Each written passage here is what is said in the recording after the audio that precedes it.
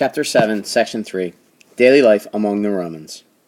How would you describe your daily life? Have you ever thought that people in earlier times might have lived very differently?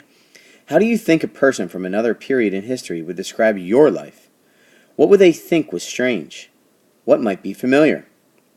Questions to think about as we explore this section. How were the lives of the rich and the poor different in ancient Rome? And second, how were slaves treated in ancient Rome?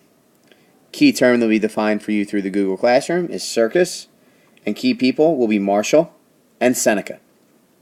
Please make sure to have your Google Doc open throughout this video to complete and respond to the questions and submit through the Google Classroom when you have finished. At the height of its glory, Rome had the most beautiful monuments and public buildings in the world. Wealth and goods flowed into Rome from all parts of the empire. Tourists and merchants flocked to the city. Its marketplaces and shops had more goods than any other city. Not everyone was thrilled with the excitement. One Roman complained of narrow streets, quote, jammed with carts and their swearing drivers. Another writer, the poet Martial, complained of the noise. Before it gets light, we have the bakers. Then it's the hammering of the artisans all day. There's no peace or quiet in this city. The rich, the poor, and the slaves. Roman society was made up of the few rich people, the many more people, and the slaves. Most citizens had nothing like the luxuries of the wealthy. In fact, there was a huge difference between the lives of rich and poor. A majority of Romans were not only poor, they were jobless. Most of these survived only by handouts from the government. A life of luxury. The rich often had elegant homes in the city. They also had country estates called villas. Some wealthy families had huge estates in the provinces where much of the food for the empire was grown. Wealthy Romans were famous for overdoing things, especially concerning food. A Roman historian describes the eating habits of Aulus Vitellius, emperor for only 6 months in AD 69. Quote, he used to have 3 or 4 heavy meals a day. He had himself invited to a different house for each meal. The cost to the host was never less than 400,000 coins at a time. Of course, few Romans could afford to eat like an emperor. Still, the wealthy were known for their feasts. Often they served game, perhaps partridge or wild boar. For very special occasions, they might also serve exotic dishes such as flamingo or ostrich. A special treat was a dormouse cooked in honey. Roman feasts often had entertainment, including musicians, dancers, and performers reciting poems. Another way of life for the poor. The world of the poor was a far cry from the feast of the wealthy. In Rome, most people lived in poor housing. Many lived in tall apartment houses with no running water, toilets, or kitchens. All food and drink had to be carried up the stairs. Rubbish and human waste had to be carried down, or as frequently happened, dumped out the window. Because most houses were made of wood, fires were frequent and often fatal. The worst, in AD 64, destroyed most of the city. Bread and circuses. Poor citizens needed wheat to survive. When the wheat harvests were bad, or when grain shipments from overseas were late, the poor often rioted. To prevent this, the emperors provided free grain to the poor. They also provided spectacular shows. They were held in the Colosseum or in arenas called circuses, so the shows came to be called circuses too. The circuses could be violent. Romans, rich and poor, packed the arenas to watch the events.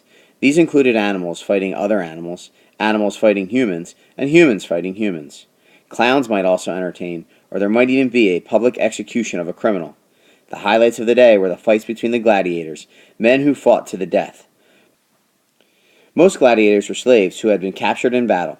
However, a few were free men, and some women, who enjoyed the fame and fortune they could gain. Before the battles, the gladiators paraded onto the floor of the arena.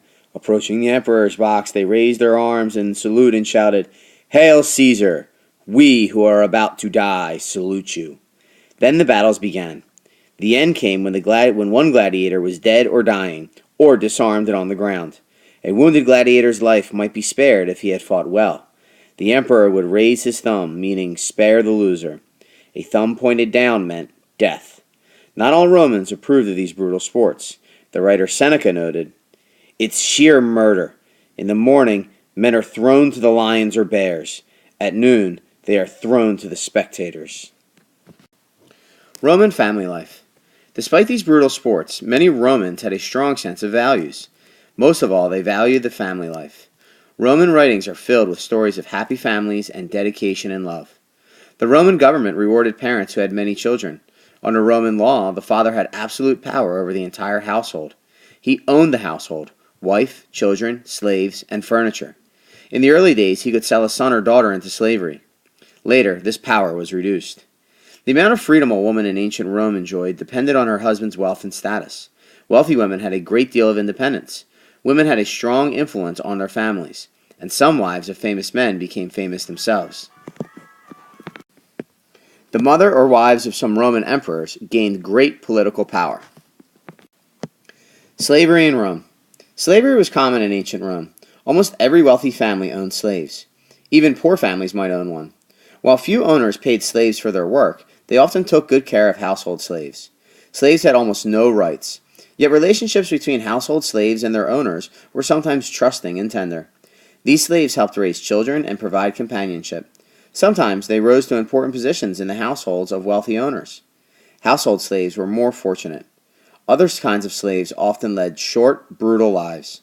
Slaves who worked on farms sometimes worked chained together during the day and slept in chains at night.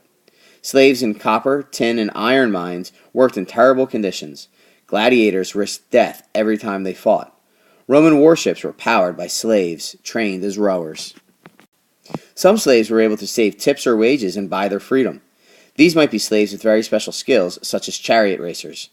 These sports heroes sometimes became famous and wealthy. This is the end of Chapter 7, Section 3. At this point, you should be able to answer a few questions. The first, how were the lives of rich and poor Romans different? Second, what was the difference in the treatment of household slaves and mine slaves? Finally, how do you think abolishing slavery would have affected Roman family life? Also, please make sure you have completed your Google Doc and submitted through the Google Classroom before we meet in class tomorrow.